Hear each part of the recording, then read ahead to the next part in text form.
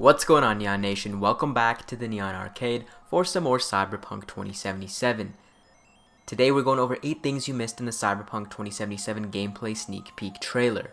If you guys haven't seen it yet, it is an unlisted video on the Cyberpunk 2077 channel, but we did see it live at E3 prior to the release date reveal. In any case, there were a ton of things you guys might have missed, so today we're going over 8 interesting details I think you guys will find interesting. First, we have a look at what could be lootable books in the world of Night City.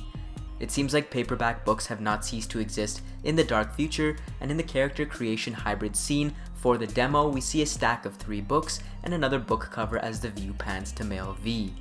Now, we could have books here because the area is in Pacifica, which is a poverty-stricken, gang-infested district, and it could lack more technological innovations and chips previously seen, but that's just my speculation.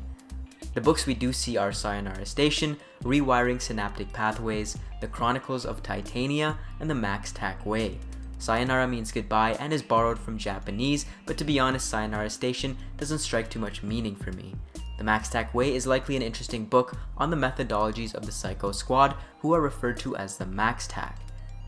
These are the scariest law enforcement group in Night City, who focus on hunting down and killing cyberpsychos who are on murderous rampages under the grip of cyberpsychosis. Next, we have the Chronicles of Titania. Again, not really sure what this could be about, although Titania is the name of a character in Shakespeare's play A Midsummer's Night Dream. At the top, we have Rewiring Synaptic Pathways, which as someone who loves psychology really intrigues me. Rewiring neural pathways is common practice in rehabilitative psychology, which is essentially rewiring bad habits by repetitive positive habits, and reminds me of one of my favorite books, Psycho-Cybernetics by Maxwell Maltz.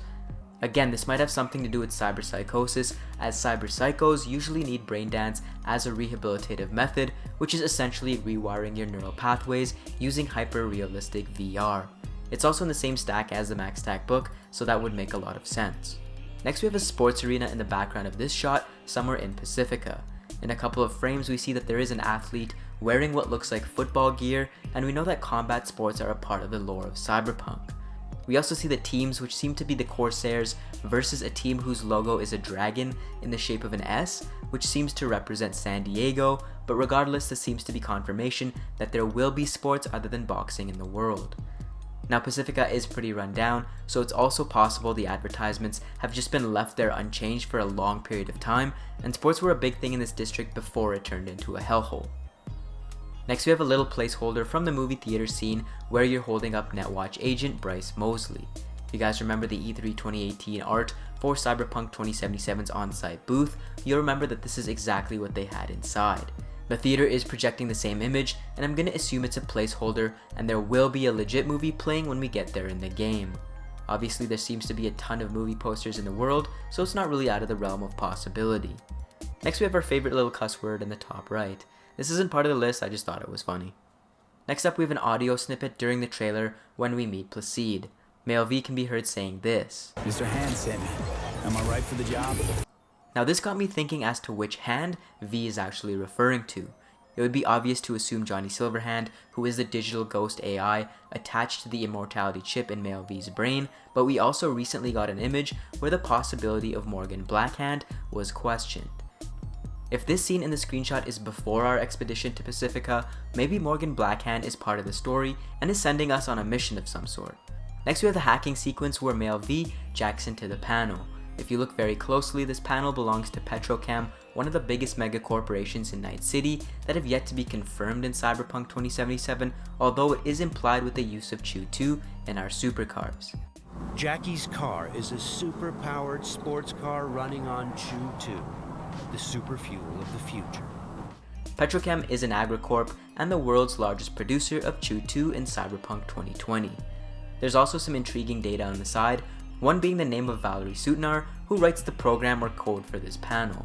There's also a little code at the bottom that resembles Steam wallet codes or digital content codes you guys can use to redeem for something online. I noticed this a while ago and I did try the code on GOG already, and it's probably been used if it actually is a code. Regardless, if it is anything, you guys can try to decipher what it actually is. Next up, we have the biggest revelation of all, the fact that they still use toilet bowl cleaner in Night City.